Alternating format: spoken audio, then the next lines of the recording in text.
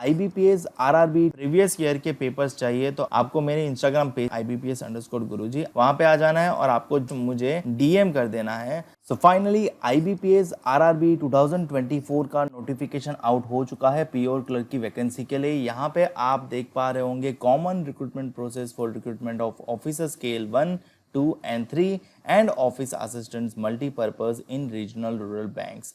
तो इसकी recruitment notification out हो चुकी है। यहाँ पे आपको टेंटेटिव शेड्यूल भी दिख रहा होगा जहाँ पे आपका रजिस्ट्रेशन शुरू हो रहा है 7 जून 2024 से लेके 27 जून 2024 आपका लास्ट डेट रहेगा आवेदन करने के लिए। और यदि जो भी ऑनलाइन पेमेंट फी पेमेंट करना है वो आपको इसी पीरियड के दौरान करना है। यहाँ पे प्रिलिमिनरी एग्जामिनेशन का जो टेंटेटिव मंथ दिया गया है वो अगस्त 2024 दिया गया है, जो कि सही है क्योंकि ऑलरेडी इन्होंने जो टेंटेटिव शेड्यूल जारी किया था उसमें आपको एग्जाम डेट्स भी बताई है, वो भी मैं आपको बताने वाला हूँ। बने रहिए इस वीडियो के साथ।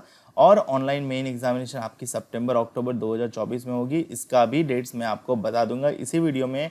और आपका जो फाइनल अलॉटमेंट होता है प्रोविजनल अलॉटमेंट वो जनवरी 2025 के अनुसार मतलब 25 उसी महीने में हो जाता है। तो चलिए शुरू करते हैं और जान लेते हैं इस वीडियो में आप क्या क्या जानोगे। तो इस वीडियो में आपको सब कुछ देखने को मिलेगा जो भी इस रिक्रूटमेंट नोटिफिकेशन के रिगार्डिंग आपको चाहिए, जैसे कि टेंटेटिव शेड्यूल्स क्या रहेगा यानी एग्जाम डेट्स क्या रहेंगी, कौन कौन सी बैंक्स यहाँ पार्टिसिपेट कर रही है, टोटल वैकेंसी कितनी है, वैकेंसी के ट्रेंड क्या चल रहे हैं, वैकेंसी स्टेट वाइज भी आपको जानने को मिलेगी, कैटेगरी वाइज भी जानने को मिलेगी, पोस्ट वाइज भी जानने को मिलेगी, पिछले साल के कितनी वैकेंसीज के मुकाबले इस साल कितनी वैकेंसीज है यानी आपको वैकेंसीज ट्रेंड्स जानने को मिलेगा, पोस्ट का नाम, एज लिमिट कितनी है, एज रिलैक्सेशन कितना रहेगा, एजुकेशनल क्वालिफिकेशन के बारे में जानने को मिलेगा, सिलेक्शन प्रोसेस के बारे में भी बताऊंगा, एग्जाम पैटर्न के बारे में भी डिस्कशन करेंगे, प्रीवियस ईयर के कटऑफ्स के बारे में भी डिस्कशन करेंगे, एग्जाम का सिलेबस भी इसी वीडियो में आपको मिल जाएगा, इंटरव्यू की पैटर्न क्या रहती है वो भी बता दूंगा, एप्लीकेशन फीस कितना रहेगा, ऑफिशियल वेबसाइट का कौन सा है जहां से आप ये आवेदन कर सकते हो यानी अप्लाई लिंक भी मैं आपको दे दूंगा, और रजिस्ट्रेशन करते समय आपको कौन कौन से डॉक्यूमेंट साथ रखने होंगे। और ये वाला जो पीडीएफ है, ये जो हमने अभी देखा वो पीडीएफ आपको कहाँ से मिलेगा, तो आप गूगल पे जाओगे, ऑफिशियल वेबसाइट IBPS.in उस पर सर्च करोगे। जैसे ही आप ये वाला स्क्रीन देख लोगे, यहाँ पे नीचे जाओगे, यहाँ पे आपको रिसेंट अपडेट्स में ही मिल जाएगा अप्लाई ऑनलाइन का, ठीक है, और यहाँ पे नोटिफिकेशन का। तो जैसे ही नोटिफिकेशन पे क्लिक करोगे आपको ये वाले पेज पे आ जाएंगे। यहाँ पे 7 जून का आपको सारा अपडेट देखने को मिलेगा। तो यहाँ पे ये वाला लिंक है वो नोटिफिकेशन का, जैसे ही क्लिक करोगे नोटिफिकेशन ओपन हो जाएगा, ये वाला PDF आपको यहाँ से मिल जाएगा। अगर आपको अप्लाई करना है तो ये वाला अप्लाई लिंक आप यहाँ पे क्लिक करके अप्लाई कर सकते हो। यहाँ पे रजिस्ट्रेशन करना है, कैसे करना है वो बाद में डिस्कशन करते हैं। और यहाँ पे अप्लाई करना है क्लरिकल कैडर के लिए तो ये वाला लिंक, ठीक है, दोनों प्योर क्लरिकल के लिए लिंक अलग अलग है। लिंक मैं आपको डिस्क्रिप्शन में दे दूंगा। तो वापस आ जाते हैं अपने स्लाइड पे। तो ये सब कुछ डिस्कशन करने वाले हैं इसी वीडियो में। तो ये वीडियो आपके लिए बहुत ही हेल्पफुल रहने वाला है। पूरे वीडियो में आपको सारी जानकारी मिल जाएगी इसी नोटिफिकेशन के रिगार्डिंग। तो चलिए सबसे पहले टेंटेटिव शेड्यूल्स के बारे में चर्चा कर लेते हैं। तो जैसा कि रजिस्ट्रेशन की डेट्स मैंने ऑलरेडी बता दी है कि 7 जून से लेकर शुरू हो रहा है और 27 जून आपकी लास्ट डेट है यानी आपको आवेदन करना है। तो 27 जून 2024 से पहले आपको आवेदन कर देना रहेगा। अब एग्जाम डेट्स की बात करो तो प्रीलिमिनरी एग्जामिनेशन 3 अगस्त, 4 अगस्त, 10 अगस्त, 17 अगस्त या 18 अगस्त के बीच में किसी भी एक दिन किसी भी एक शिफ्ट में रहेगा आपका एग्जाम। और मेन एग्जाम की बात करूँ तो पीओ का मेन एग्जामिनेशन 29 सितंबर को है और क्लर्क का मेन एग्जाम 6 अक्टूबर को रहेगा। ये टेंटेटिव्स है, ये IBPS ने उसके कैलेंडर में मतलब आपको इन्फॉर्म किया था, इंटीमेट किया था। तो RRB PO का मेन एग्जामिनेशन इस डेट पे, RRB क्लर्क का मेन एग्जामिनेशन इस डेट पे रहेगा। इंटरव्यू अक्टूबर-नवंबर 2024 में रहेंगे और प्रोविजनल अलॉटमेंट जैसा कि लिखा था वो दिया जाएगा आपको जनवरी 2025 में। तो चलिए आगे बढ़ते हैं, आपको टेंटेटिव शेड्यूल्स के बारे में जानकारी मिल गई होगी। नेक्स्ट है कौन कौन सी बैंक्स पार्टिसिपेट कर रही है यानी रीजनल रूरल बैंक्स कितनी हैं। तो यहाँ पे आपको स्टेट वाइज लिस्ट देखने को मिल रहा है कि किस स्टेट में कौन सी बैंक है और कौन सी लोकल लैंग्वेज उसके लिए आपको चाहिए रहेगी। जी हाँ, अगर आप RRB के लिए आवेदन कर रहे हो तो आपके पास लोकल लैंग्वेज का नॉलेज होना चाहिए। जैसे कि ये तेलंगाना की बैंक है, आंध्र प्रदेश ग्रामीण विकास बैंक तेलंगाना, तो आपके पास तेलुगु लैंग्वेज का सपोर्ट होना चाहिए। सेम अगर आप यहाँ पे देखोगे बड़ौदा यूपी बैंक और ये यूपी लिखा है तो यूपी का है और यहाँ पे आपका स्टेट लैंग्वेज होगा हिंदी, उर्दू या संस्कृत। तो ठीक है, आपको इस लैंग्वेज का नॉलेज होना चाहिए। ये टोटल 15 बैंक दिखा रही है और ये इस पेज पे आपको टोटल 43 बैंक देखने को मिल जाएगी। सो टोटल 43 बैंक पार्टिसिपेट कर रहे हैं, तो आपको इन बैंक्स में जॉब मिल सकती है। जिस स्टेट के लिए आवेदन करोगे उसी स्टेट में आपको जॉब मिलेगी, आपको स्टेट चुनना रहेगा। ये इकलौती ऐसी ऑफिसर की एग्ज़ाम है जहाँ पे आपको स्टेट चुनने का भी मौका मिलता है और आप उसी स्टेट में जॉब भी ले सकते हो। बाकी सभी ऑफिसर के एग्ज़ाम में क्या होता है कि पोस्टिंग पैन इंडिया वाइज होती है, बट ये इकलौती एग्ज़ाम है जहाँ पे ऑफिसर कैडर में आपको पोस्टिंग अपने स्टेट में, यानी जो भी स्टेट के लिए आपने आवेदन किया है उस स्टेट में मिलेगी। क्लरिकल तो हालांकि स्टेट वाइज ही रहता है।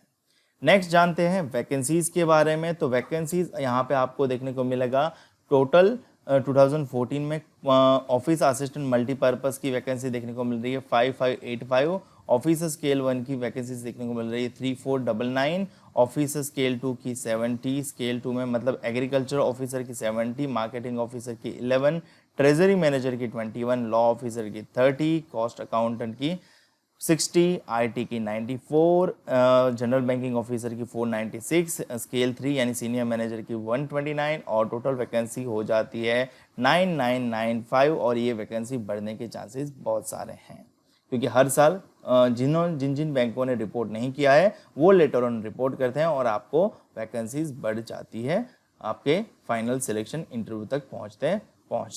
अब जान लेते हैं वैकेंसीज स्टेट वाइज और कैटेगरी वाइज कितनी है और कैसी कौन कौन सी है।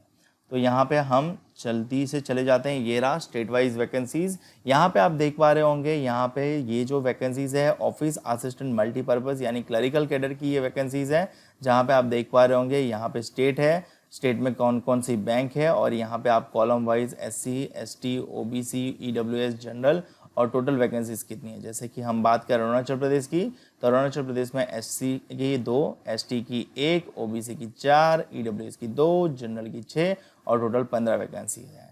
जैसे कि अगर हम बात करें छत्तीसगढ़ की, तो छत्तीसगढ़ में ये छत्तीसगढ़ राज्य ग्रामीण बैंक है जहाँ पे SC की 43, ST की 479, OBC की 0, EWS की 32, जनरल की 154 और टोटल 308 है। और यहाँ पे पर्सन विद बेंचमार्क डिसेबिलिटी की भी वैकेंसीज यहाँ पे सेपरेट की गई है। तो ये वाली वैकेंसीज आप पेज को पॉज करके अच्छे से देख सकते हो। मैं स्क्रॉल डाउन कर रहा हूँ, आपको या तो नोटिफिकेशन की PDF की लिंक भी डिस्क्रिप्शन में दे दूंगा या तो आप ऑफिशियल वेबसाइट से भी डाउनलोड कर सकते हैं। तो आप अपनी स्टेट की वैकेंसीज कैटेगरी वाइज देख सकते हो। ऑफिसर स्केल 1 यानी ऑफिसर कैडर की ये वैकेंसीज यहाँ पे भी आप देख सकते हो कि कितनी वैकेंसीज आपको देखने को मिल रही है स्टेट वाइज कैटेगरी वाइज और आपको टोटल वैकेंसी स्टेट में कितनी है। ठीक है, वीडियो पॉज करके आप अच्छे से देख लेना या फिर आप क्या कर सकते हो PDF से भी देख सकते हो। ये जनरल बैंकिंग ऑफिसर की स्केल 2 की वैकेंसीज है, ये स्केल 2 IT ऑफिसर की वैकेंसीज है, ये स्केल 2 कॉस्ट अकाउंट CA की वैकेंसीज है, ये स्केल 2 लॉ ऑफिसर उसकी वैकेंसी है, ये स्केल 2 ट्रेजरी मैनेजर उसकी वैकेंसी है, ये स्केल 2 मार्केटिंग ऑफिसर इसकी वैकेंसीज है, ये स्केल 2 एग्रीकल्चर ऑफिसर इसकी वैकेंसीज है, ये स्केल 3 सीनियर मैनेजर की वैकेंसीज है।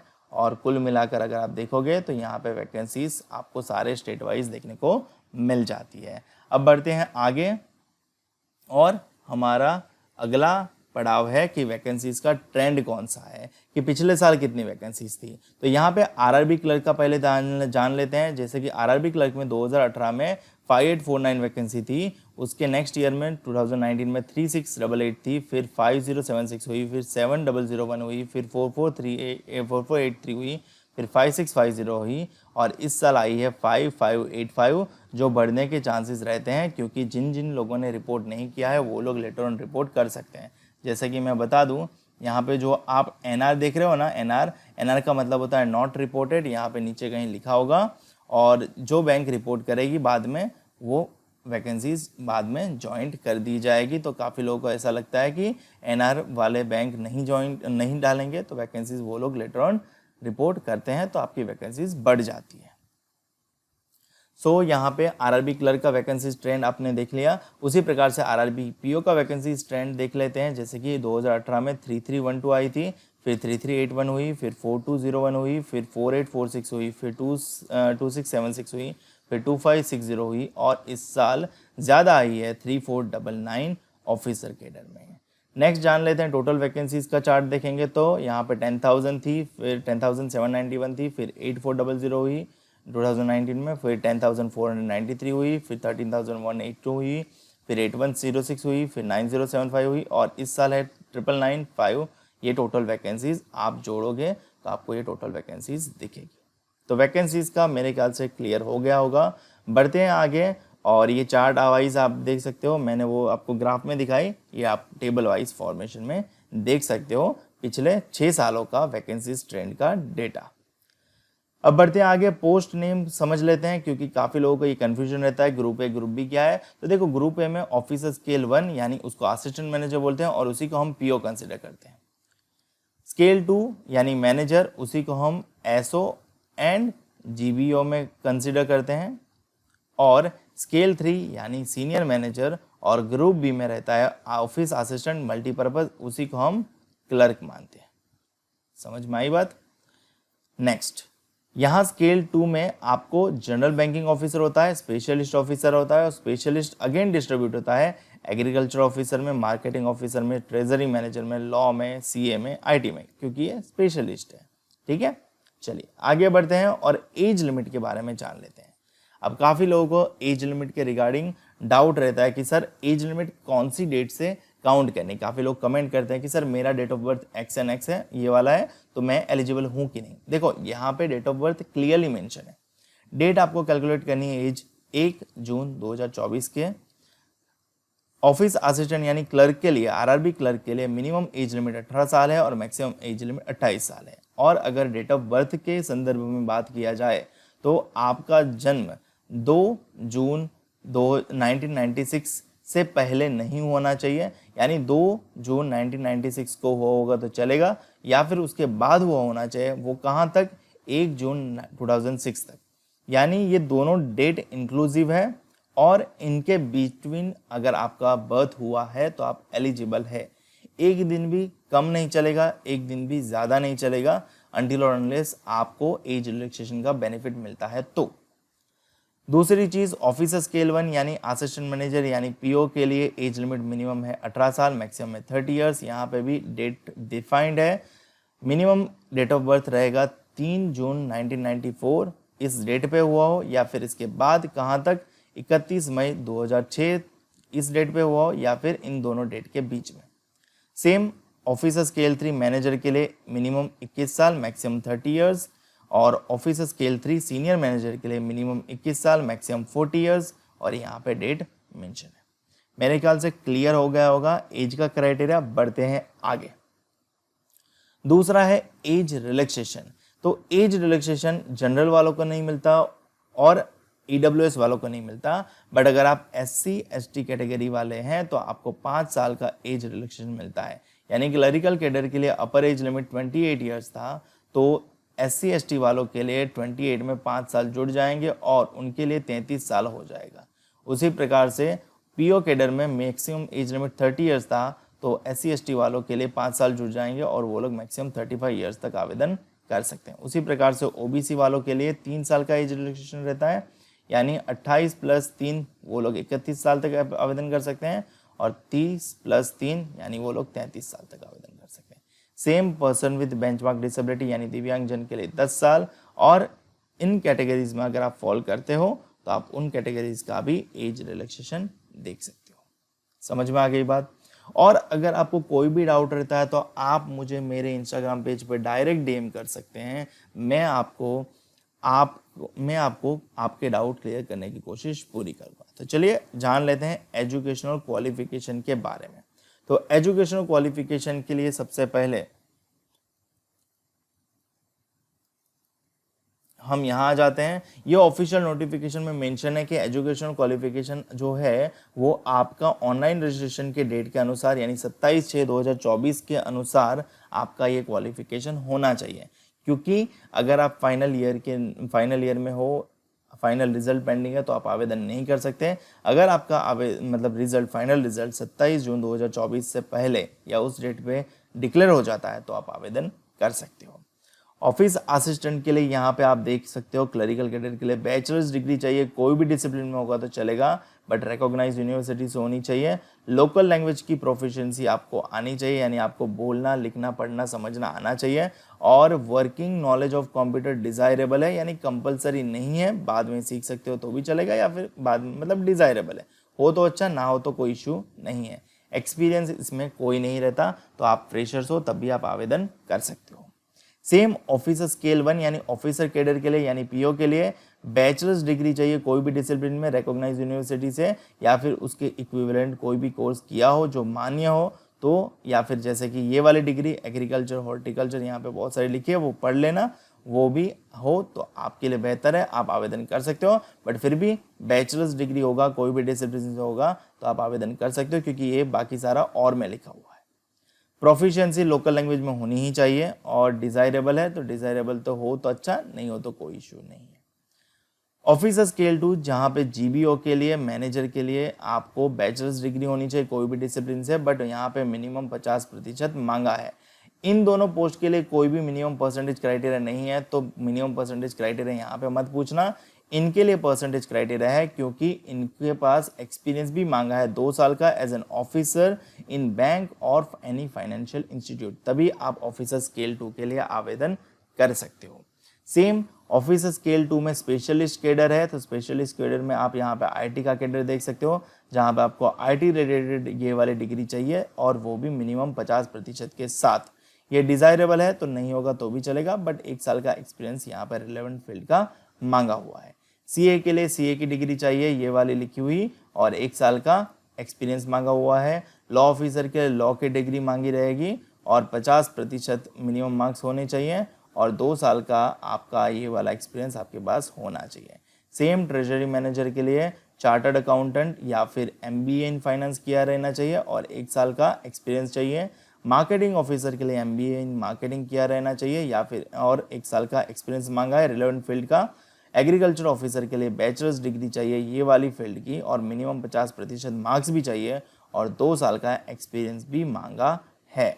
सेम सीनियर मैनेजर मतलब ऑफिसर स्केल 3 के लिए बैचलर्स डिग्री चाहिए कोई भी डिसिप्लिन में, 50% मिनिमम मार्क्स चाहिए और प्रेफरेंस इनको दिया जाएगा, बट फिर भी अगर आपके पास बैचलर्स डिग्री है कोई भी स्ट्रीम से है और 50% मार्क है तो आप आवेदन कर सकते हो। साथ ही साथ आपके पास ये एक्सपीरियंस क्राइटेरिया भी फुलफिल होना चाहिए, मिनिमम 5 साल का experience as an officer in bank और एनी फाइनेंशियल इंस्टीट्यूट।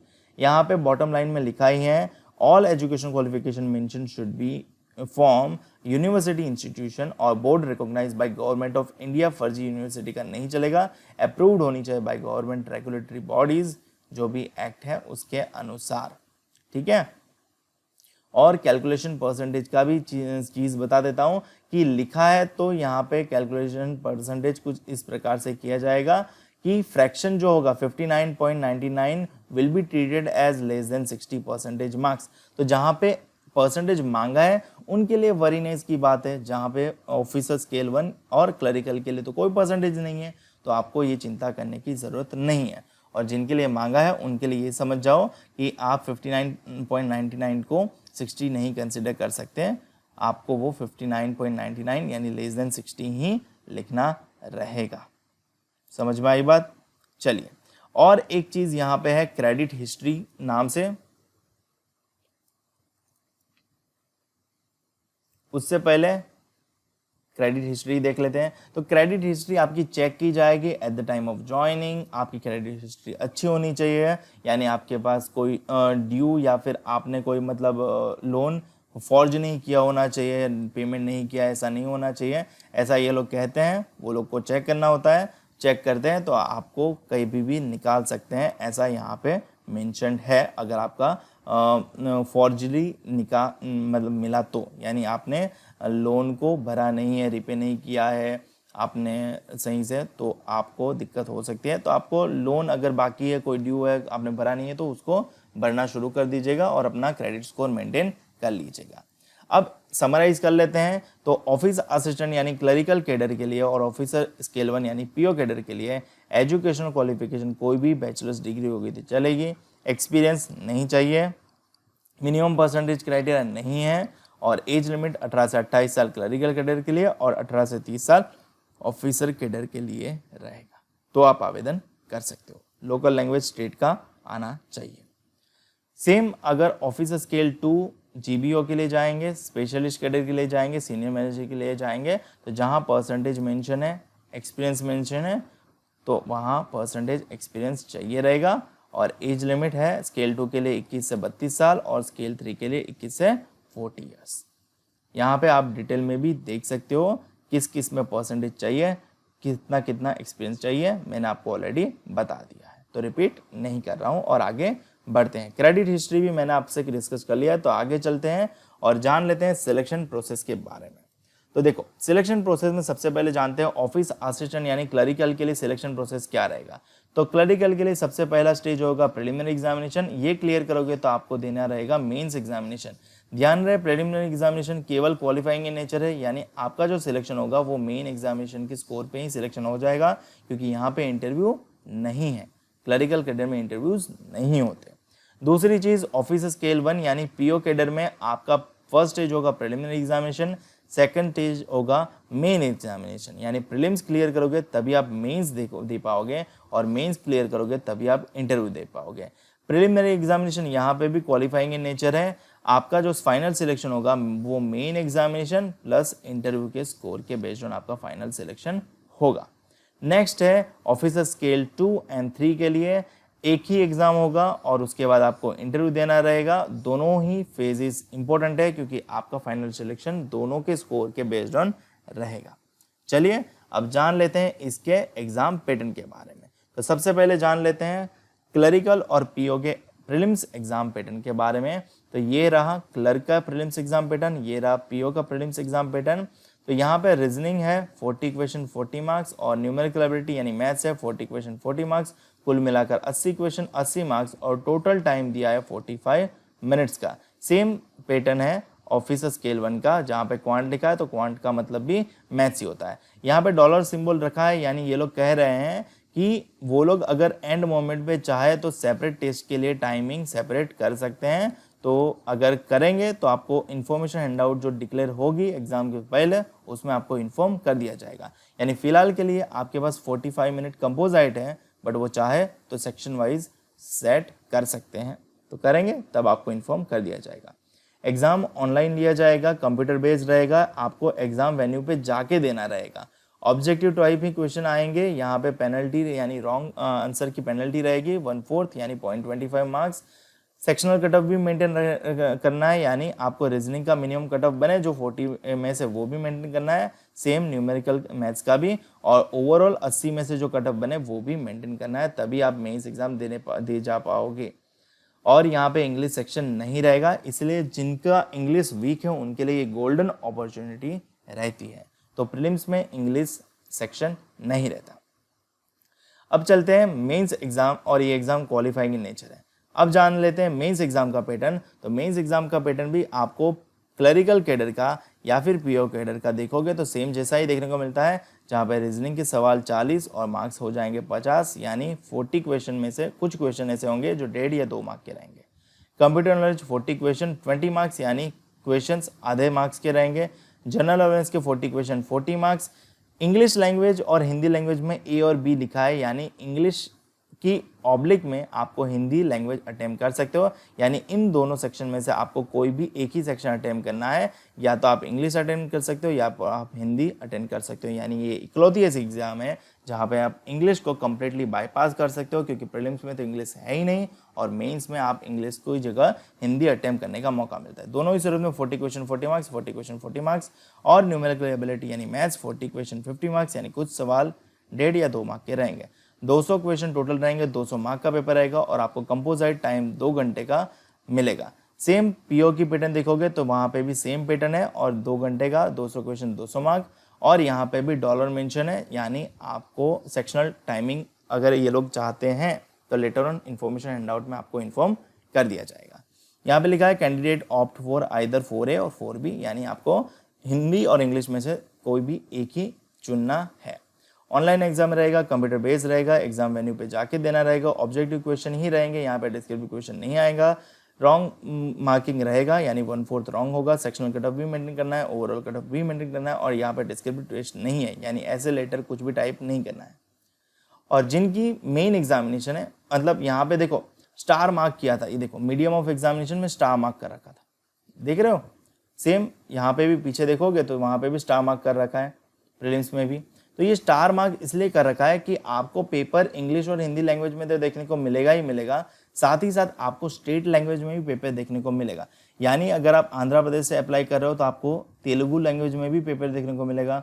अगर आप आसाम से अप्लाई कर रहे हो तो आपको आसामीज लैंग्वेज में भी पेपर देखने को मिलेगा। अगर आप गुजरात से अप्लाई कर रहे हो तो आपको गुजराती लैंग्वेज में सो एंड सो आपको जो मीडियम ऑफ लैंग्वेज मेंशन है उस लैंग्वेज में भी आपको पेपर देखने को मिलता है। तो ये इकलौती ऐसी एग्जाम है, या फिर क्लरिकल कैडर में आपको पेपर आपके रीजनल लैंग्वेज में देखने को अब आजकल देखने को मिल रहा है, बट आरआरबी में तो आपको लोकल लैंग्वेज में देखने को पेपर मिल जाता है। ठीक है, आगे बढ़ते हैं और जानते हैं वो जो सिंगल एग्जामिनेशन के एग्जाम थे ना, जीबीओ और स्पेशलिस्ट कैडर के, उनके एग्जाम पैटर्न सेम जैसे ही दिख रहे हैं। टोटल 200 क्वेश्चन, 200 मार्क्स और 2 घंटे का टाइम।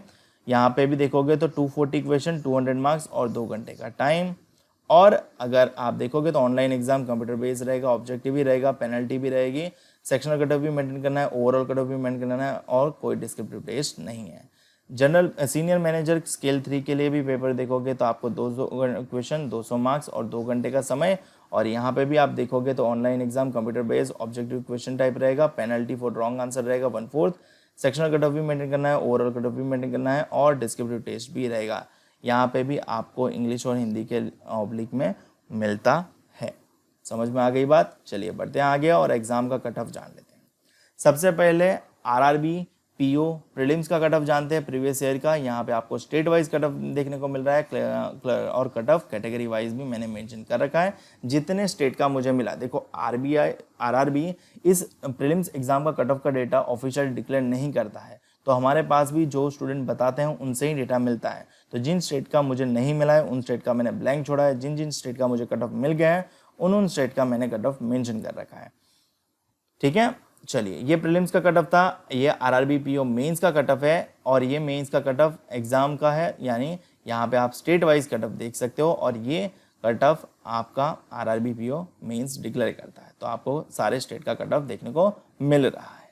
ठीक है, ये सेक्शनल कट ऑफ है आरआरबी पीओ मेंस का, जहाँ पे आपको रीजनिंग में सेक्शनल कट ऑफ मिनिमम इतना मेंटेन करना था, और ईडब्ल्यूएस जनरल वाले को इतना। सेम कंप्यूटर नॉलेज में यहाँ पे मेंशन है, जनरल नॉलेज में यहाँ पे मेंशन है, यानी आपको मिनिमम इतने स्कोर तो लाने ही थे सेक्शन वाइज, और ओवरऑल आपको ये स्कोर भी क्वालिफाई करना था। ठीक है, चलिए आगे बढ़ते हैं। और ये प्रोविजनल अलॉटमेंट कट ऑफ है। देखो ये कट ऑफ कौन सा था? आपका मेंस एग्जाम का, यानी आपका मेंस एग्जाम 200 में से कट ऑफ आता है, तो ये कट ऑफ है। और ये कट ऑफ है आपका प्रोविजनल अलॉटमेंट का, यानी जो आपका इंटरव्यू के साथ कट ऑफ बनता है वो 41.82 का कट ऑफ। ठीक है, और ये डेट ऑफ बर्थ है उस कैंडिडेट की जो इसका ये कट ऑफ है लास्ट डेट। ठीक है, तो आप state wise cut off check कर सकते हो, और भी है तो ये आप यहाँ से चेक कर लेना। अब बात कर लेते हैं क्लरिकल आईबीपीएस आरआरबी क्लर्क्स का प्रीलिम्स एग्जाम का कट ऑफ। सेम यहाँ पे भी जिन जिन स्टेट का मुझे नहीं मिला वो मैंने मेंशन नहीं किया है, बाकी आपको स्टेट वाइज यहाँ पे कट ऑफ देखने को मिल जाएगा। सेम अगर आरआरबी क्लर्क के मेंस एग्जाम का कट ऑफ देखेंगे, क्योंकि यहाँ पे इंटरव्यू तो होते नहीं है, तो ये मेंस एग्जाम का कट ऑफ आपको डायरेक्ट ही देखने को मिल जाएगा। जो आपका मेंस एग्जाम 200 मार्क का होता है वही कट ऑफ यहाँ पे है। ठीक है, और ये कट ऑफ आधा क्यों होगा? क्योंकि इसलिए होगा आधा क्योंकि ये फाइनल अलॉटमेंट कट ऑफ है, तो ये 200 में से नहीं होगा, ये होगा 100 में से, क्योंकि फाइनल जो अलॉटमेंट होता है वो 100 में से होता है। तो आपको मेंस एग्जाम में कितना स्कोर है तो इसका डबल कर देना। जैसे आंध्र प्रदेश में, जैसे कि आसाम में 56 है, तो इसका डबल कर दोगे तो 112 इसका मेंस एग्जाम का कट ऑफ रहा होगा। ठीक है, उसी प्रकार से आप सारे स्टेट के देख सकते हो। नेक्स्ट है जो स्पेशलिस्ट कैडर है उसका कट ऑफ, यहाँ पे आप देख सकते हो जो प्रोविजनल अलॉटमेंट हुआ है, तो आपको यहाँ पे भी इंटरव्यू के साथ का कट ऑफ देखने को मिल जाएगा। ये रहा प्रोविजनल अलॉटमेंट का, ये मेंस एग्जाम का था, ये प्रोविजनल अलॉटमेंट हुआ है उसका कट ऑफ। समझ में आ रहा है बात? नेक्स्ट इंटरव्यू के बारे में चर्चा कर लेते हैं। तो इंटरव्यू टोटल 100 मार्क्स का होता है, जहां पे मिनिमम आपको 40% लाने ही रहेंगे, यानी 40 मार्क्स, और SC ST OBC PWD candidate को 35 मार्क्स लाने ही रहेंगे। और इंटरव्यू और रिटन का वेटेज रेशियो होता है 80-20, यानी 80 आपको मेंस के स्कोर का काउंट होगा, यानी जो आपका मेंस का स्कोर है और आपका इंटरव्यू का स्कोर है, मेंस का 80% में टीयर डाउन होगा और इंटरव्यू का 20% में टीयर डाउन होगा, और इन दोनों का मिला के आपका फाइनल मेरिट 100 में से बनेगा। तो जो प्रोविजनल अलॉटमेंट हुआ है यहाँ पे, ये वाला प्रोविजनल अलॉटमेंट, ये 100 में से स्कोर है, ठीक है। और मेंस एग्जाम का जो स्कोर होगा वो आपका होगा 200 में से, जो भी जितने मार्क्स का पेपर होगा उससे। समझ में आ रही है बात? ठीक है, चलिए आगे जान लेते हैं और अब बात कर लेते हैं एग्जाम सिलेबस के बारे में। तो देखो, एग्जाम्स में प्रीलिम्स में तो दो ही है, मैथ्स और रीजनिंग। तो मैथ्स का सिलेबस कुछ इस प्रकार से है: simplification, approximation, number series, quadratic equation, data interpretation और एरिथमेटिक सारे चैप्टर्स। ये रहा एरिथमेटिक के सारे चैप्टर्स, ठीक है, स्क्रीनशॉट ले लीजिएगा। अब बात करते हैं रीजनिंग एबिलिटी के सिलेबस के बारे में। तो रीजनिंग एबिलिटी में वही सारे टॉपिक्स जो आपको जनरल बैंकिंग एग्जाम में देखने को मिलते हैं, तो ये भी स्क्रीनशॉट ले लीजिएगा।